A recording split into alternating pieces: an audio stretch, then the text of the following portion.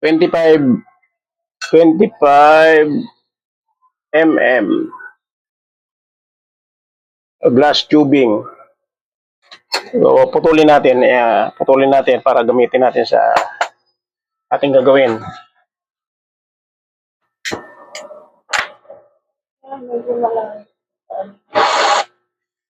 Ayan, isa natin putulin ha. Kukuha tayo ng panggamit ng ating gagawin. So, gagawa tayo ng swan. So, puputol na tayo ng maliit. Puputulin natin mga 3 cm.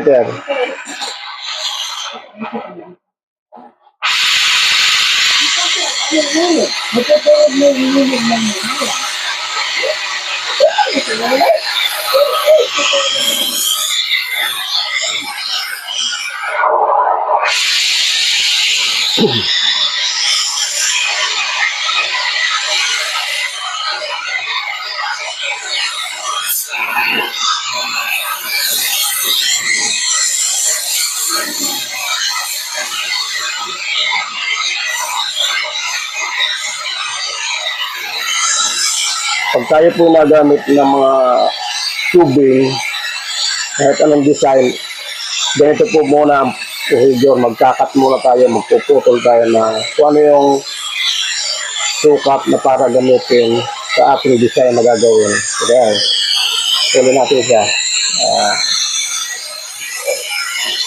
Draw tayo. Glass tube, not plastic. Ayan, mainit ang gitna. So, hintayin natin lumamig para hindi mabaloktot. Patuloy natin siya yan.